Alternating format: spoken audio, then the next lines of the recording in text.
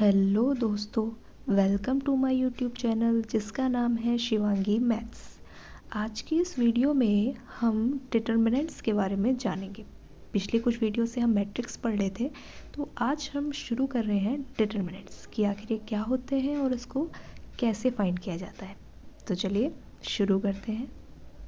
हर किसी square matrix के लिए एक नंबर एसोसिएट होता है जिसे हम डिटर्मिनेंट कहते हैं। यानी कि क्या कि कोई भी स्क्वायर मैट्रिक्स है हमारे पास, तो हर उस स्क्वायर मैट्रिक्स की कुछ ना कुछ वैल्यू ज़रूर होती है, कुछ ना कुछ उसकी वैल्यू ज़रूर होगी, और जो वो वैल्यू होती है उसी को ही नाम डिटर्मिनेंट होता है। यानी कि इसको हम एक फंक्शन के तरीके से अगर सोचें कि हर मैट्रिक्स के लिए एक रियल या कॉम्प्लेक्स नंबर जो एसोसिएट होगा उसको हम डिटर्मिनेंट कहेंगे। यानी कि कैसे, एफ सच दैट मैट्रिक्स से किसी भी वैल्यू के लिए जा रही है चीज़, तो इसको एज अ फंक्शन हम ऐसे कह सकते हैं। एम फॉर यहाँ पे मैट्रिक्स हो गया, जिसको हम ए आई जे से डिनोट करते हैं, जो एन क्रॉस एन ऑर्डर का होगा। और K4 हो गई एनी रियल या कॉम्प्लेक्स नंबर, क्योंकि वो रियल भी आ सकती है और कॉम्प्लेक्स नंबर भी आ सकती है सॉल्व करके, तो इसलिए तो डिटरमिनेंट। और इसको शो कैसे किया जाता है, इसको मैट्रिक्स को शो करने के लिए तो हम इस तरीके से ब्रैकेट्स के फॉर्म में शो करते हैं, और डिटरमिनेंट को शो करने के लिए हम ऐसी नॉर्मल लाइंस के बीच में वैल्यूज़ को भर के हम शो कर सकते हैं, ठीक है। या हम इसको यूं ट्रायंगल शेप से भी शो कर सकते हैं, और डिटर्मिनेंट से तो शो इस तरीके से तो शो करते ही हैं। तो अब हम देखते हैं कि आखिर ये निकालते कैसे हैं। और क्योंकि स्क्वायर मैट्रिक्स का ही निकलता है, तो स्क्वायर मैट्रिक्स तो 1 ऑर्डर का भी हो सकता है, 2 ऑर्डर का भी हो सकता है, एंड 3 ऑर्डर का भी हो सकता है। तो हम तीनों का ही निकालना सीखेंगे, और ज़्यादातर मेनली 3 ऑर्डर तक का ही यूज़फुल रहता है। बाकी हायर क्लास में और जैसे रिक्वायरमेंट रहती है वहाँ 4 ऑर्डर का भी कभी ना कभी निकालने को आ जाता है, लेकिन वो तरीका सेम ही होता है जैसे हम 3 ऑर्डर का निकालेंगे। तो बस वो तरीका हमको जानना है, बाकी हम कितने भी ऑर्डर का हमारे पास मैट्रिक्स हो और उसका अगर हमें डिटर्मिनेंट निकालना हो तो वो हम निकाल सकते हैं। तो अब हम देखते हैं फर्स्ट ऑर्डर का जो मैट्रिक्स है उसका डिटर्मिनेंट कैसे निकालते हैं। फर्स्ट ऑर्डर से हम क्या समझे, मेरे पास कोई एक ही एलिमेंट हो यहाँ पर, यानी कि 1 क्रॉस 1, मेरे पास ये एक ही एलिमेंट है और मुझे इसका डिटर्मिनेंट निकालना है, जिसको मैं इस तरीके से लिखूँगी। तो इसमें तो एक ही एलिमेंट है, तो इसमें तो कुछ करने की ज़रूरत ही नहीं है। इसमें जो वैल्यू यहाँ पे लिखी होगी वही इसका डिटर्मिनेंट वैल्यू होगी, इसमें कुछ करने की ज़रूरत नहीं है। फर्स्ट ऑर्डर का है तो जो भी वैल्यू हमारे पास है वही हमारी डिटर्मिनेंट आ जाएगी, जैसे बी। तो लेकिन सीखने की बात आती है सेकंड ऑर्डर के मैट्रिक्स से। तो लेट अस सपोज मेरे पास ये मैट्रिक्स है, और मैट्रिक्स की जो वैल्यू होती है वो क्या होती है, A11, A12, A21 and A23, where A11 क्या है, ये पहली रो का पहला कॉलम का एलिमेंट है। A12 शो करता है कि ये पहली रो का सेकंड कॉलम का एलिमेंट है, और A21 इसी तरीके से सेकंड रो और first column, and A23 means second row and A23 नहीं A22, तो A22 means second row and second ही कॉलम। तो अब मुझे, और ये 2 क्रॉस 2 ऑर्डर का है, 2 ही रोज हैं एंड 2 ही कॉलम्स हैं, तो इसका डिटर्मिनेंट कैसे निकालते हैं तो देखते हैं। तो सबसे पहले डिटर्मिनेंट निकाले हैं तो सबसे पहले इसको उस शक्ल में लिखा भी जाएगा, क्योंकि ये तो मैट्रिक्स का नोटेशन होता है और डिटर्मिनेंट का नोटेशन इस तरीके से लाइंस के थ्रू होता है। तो अब ये निकालते कैसे हैं, निकालने के लिए हमें क्या करना होता है, क्रॉस मल्टीप्लिकेशन करना होता है। 4 ही एलिमेंट होंगे, तो इन चारों एलिमेंट का आपस में क्रॉस मल्टीप्लिकेशन करना होता है माइनस के साथ में, तो वो हमारा 2 क्रॉस 2 ऑर्डर के डिटर्मिनेंट निकल आता है। कैसे? तो मैंने क्रॉस इस तरीके से आपको दिखा दिए हैं। तो A11 जो है वो A22 एलिमेंट के साथ मल्टीप्लिकेशन होगा, माइनस A21 जो है वो A12 एलिमेंट्स के साथ मल्टीप्लाई होगा। और जो भी वैल्यू आएगी, क्योंकि यहाँ तो मैंने जनरलाइज तरीका बताया है जो एलिमेंट्स होते हैं, अभी हम एग्जाम्पल के थ्रू भी इसको देखेंगे। तो जनरलाइज तरीका ये है कि क्रॉस मल्टीप्लाई कर देंगे, जो भी यहाँ एलिमेंट होंगे वो आपस में मल्टीप्लाइड होंगे एंड उनको माइनस कर देंगे, और जो हमारे पास वैल्यू निकल के आएगी वही हमारे 2x2 ऑर्डर के मैट्रिक्स का वैल्यू होगी, यानी कि उसका डिटर्मिनेंट होगा। तो मैं इसको आपको एक एग्जाम्पल के थ्रू बताऊं तो मेरे पास कोई भी एग्जाम्पल है, माना कि ये, तो मैं इसका डिटर्मिनेंट निकाली हूँ और मैंने बताया कि क्रॉस मल्टीप्लिकेशन कर देते हैं। तो 2 की मल्टीप्लाई 2 के साथ माइनस 1 की मल्टीप्लाई 1 के साथ करेंगे। तो क्या आएगा? 4 माइनस 1 यानी कि 4 प्लस 1 यानी कि 5। तो इस 2x2 ऑर्डर के मैट्रिक्स का डिटर्मिनेंट वैल्यू निकल के आई है 5। ठीक है, बस क्रॉस मल्टीप्लाई कर देना है और हमारे पास वैल्यू आ जाएगी। अब हम सीखते हैं 3x3 के ऑर्डर का डिटर्मिनेंट कैसे निकालते हैं। ये थोड़ा सा बड़ा पड़ेगा क्योंकि 3x3 काफ़ी बड़ा मैट्रिक्स होता है। तो कैसे निकालते हैं?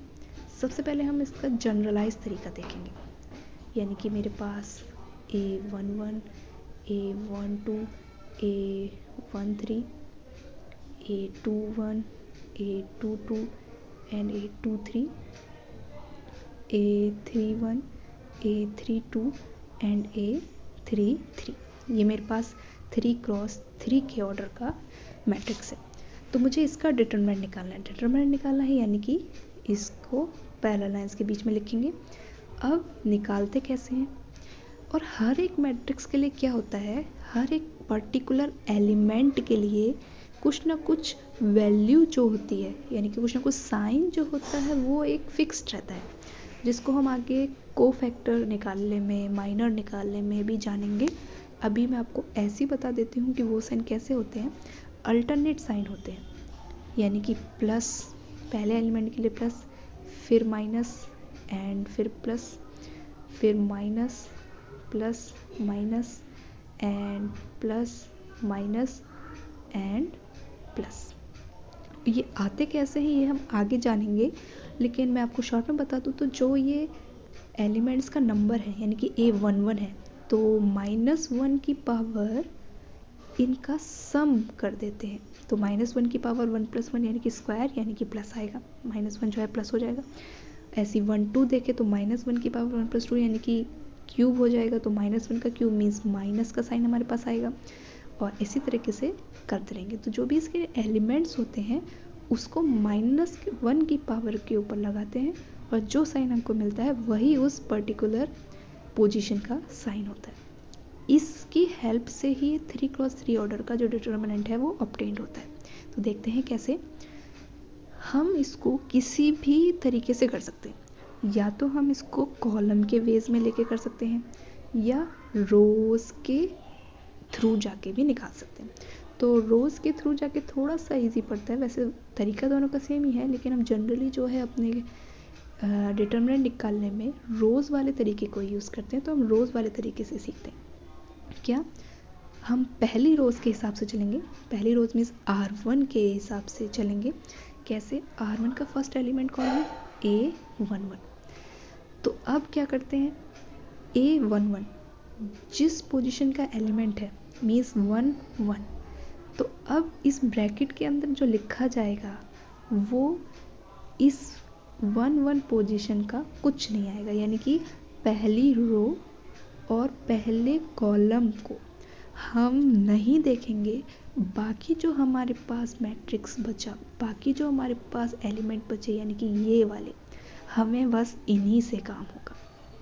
मीन्स क्या, पहली रो के थ्रू जा रहे हैं हम, पहली रो का पहला एलिमेंट है A11। अब आगे जो हम करेंगे क्या, 1 1 पोजीशन का है, मीन्स पहली रो और पहले कॉलम को हमें देखना ही नहीं है। बाकी जो चीज़ें बची हैं हम उसका डिटरमिनेंट निकालेंगे। बाकी चीज़ें क्या बची हैं, A22 23, बाकी मेरे पास क्या बचा, A22 A23 A32 and A33। अब A12 लिखा जाएगा, लेकिन कुछ ना कुछ साइन तो आएगा, ऐसे हम मल्टीप्लाई में तो लिखेंगे नहीं। साइन कैसा आएगा, माइनस का, क्योंकि ये मैंने यहाँ पे लिखा है, तो माइनस A12। और जैसा मैंने बताया कि जिस एलिमेंट को यहाँ लिखा जाएगा उस नंबर की रोज़ और कॉलम को यूज़ नहीं करना है, यानी कि 1 2 मीन्स पहली रो और दूसरे कॉलम का यूज़ हमें नहीं करना है।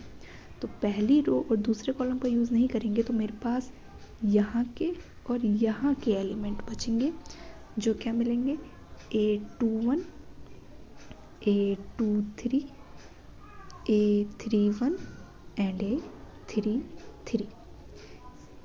अब आगे किस साइन के साथ आएगा, थर्ड एलिमेंट जो है वो प्लस के साइन के साथ, यानी कि प्लस का A13। और मुझे यहाँ क्या मिलेगा, पहली रोज़ नहीं लिखनी है मुझे और थर्ड कॉलम का यूज़ नहीं करना है, यानी कि सिर्फ इतनी पोजीशन से ही काम है। तो क्या मिलेगा, A21 A22 A31 and A32। बस इसको जब हम सॉल्व करेंगे, 2 क्रॉस 2 ऑर्डर का तो निकालना हमें आता है, A11 तो मल्टीप्लाइड में क्या हो जाएगा, क्रॉस मल्टीप्लाई हो जाएगी, A22 A33 A32 की एक 2 3 के साथ में। इसी प्रकार यहाँ पे एंड इसी प्रकार यहाँ पे जब आप कर देंगे तो हमारे पास जो भी वैल्यू सॉल्व करके आएगी वो हमारे 3 क्रॉस 3 के डिटर्मिनेंट की वैल्यू होगी। अभी इसको हम एग्जाम्पल के थ्रू समझेंगे, जिसमें आपको काफ़ी इजी लगेगा। यहाँ हमने जनरलाइज तरीका देखा तो ये थोड़ा सा डिफ़िकल्ट और थोड़ा सा मैसी लग रहा होगा, लेकिन ये ऐसा है नहीं। तो इसको एग्जाम्पल के थ्रू देखते हैं कि कैसे। तो देखिए, माना मैं एक छोटी सी मैट्रिक्स लेती हूँ, 4 6 एंड 2। मैंने ये मैट्रिक्स ले ली और मुझे इसका डिटरमिनेंट निकालना है। हम इसको R1 के थ्रू ही निकालेंगे, जो कि हमने सीखा है। तो R1 में सबसे पहले मैं लिखूंगी 1 ब्रैकेट, क्या आएगा, 1 पहला एलिमेंट है, यानी कि पहली रोज और पहले कॉलम का यूज़ मुझे नहीं करना है। क्या बचा मेरे पास, ये 3 2 6 और 2 बचे। और 3 2 6 2 को कैसे निकालते हैं, चलिए मैं यहाँ 3 2 6 2 पूरा ही लिख देती हूँ ताकि पता चले। अब सेकंड एलिमेंट कौन है, 2, कैसे साइन के साथ आएगा, माइनस के साथ में, क्योंकि पहली रोज में अल्टरनेट साइन होते हैं, तो प्लस माइनस एंड माइनस। तो -2 ये पहली रोज और दूसरा एलिमेंट है, यानी कि पहली रो और दूसरे कॉलम का यूज़ नहीं होना है। तो मेरे पास क्या बचेगा, 1 2 4 एंड 2, ये और ये वाली पोजीशन बचेगी। तो इसका लिख दिया मैंने। प्लस थर्ड एलिमेंट क्या है मेरा, माइनस का 1 है, तो माइनस का 1 और कौन सा डिटरमिनेंट बचा, पहली रो और थर्ड कॉलम का यूज़ मुझे नहीं करना है। मेरे पास बचेंगे 1 3 4 एंड 6 वाले एलिमेंट। अब मैं इसको सॉल्व करती हूँ, क्या मिलेगा, 1 2 क्रॉस 2 को सॉल्व करना हमें आता है, क्रॉस मल्टीप्लिकेशन हो जाती है, तो 3 2 जा 6 माइनस 6 2 जा 12 -2। यहाँ क्या मिलेगा, 2 -8 और यहाँ क्या मिलेगा, 6 -12। तो -6 -2 multiply -6 and minus minus plus का 6। तो ओवरऑल वैल्यू मुझे मिलेगी 12। 6 से 6 कैंसिल, 6 2 जा 12 एंड प्लस का 12, यानी कि इस डिटर्मिनेंट की जो मुझे वैल्यू मिली वो मिली 12। तो इस तरीके से सॉल्व किया जाता है डिटर्मिनेंट को। 3x3 थोड़ा सा बड़ा होता है, लेकिन एज अ प्रैक्टिस करेंगे तो हमें आ जाएगा, कोई इतना भी मुश्किल नहीं होता। और इसको हम किसी भी कॉलम में किसी भी रो के थ्रू निकाल सकते हैं। R1 के थ्रू थोड़ा सा इजी पड़ता है, तो इसलिए हम इसको R1 के थ्रू ही निकालते हैं, क्योंकि हमें इस तरीके से देखने में थोड़ा इजी पड़ जाता है। 1 2 पहली रोज़ दूसरी कॉलम को नेगलेक्ट करना है, दूसरी रोज़ एंड फर्स्ट कॉलम को नेगलेक्ट करना है, तो वो थोड़ा सा इजी पड़ जाता है, इसलिए हम R1 के थ्रू ही ज़्यादा करते हैं। बाकी C1 के थ्रू भी कर सकते हैं और कैसे भी कर सकते हैं। तो ठीक है गाइस, और बाकी आप प्रैक्टिस करते रहिएगा, या मैं यही कोशिश करूँगी कि हम 3x3 के मैट्रिक्स का डिटर्मिनेंट कैसे निकालते हैं उसकी मोर वीडियोस हम ला पाएँ। तो ठीक है, तब तक के लिए कीप लर्निंग मैथमेटिक्स।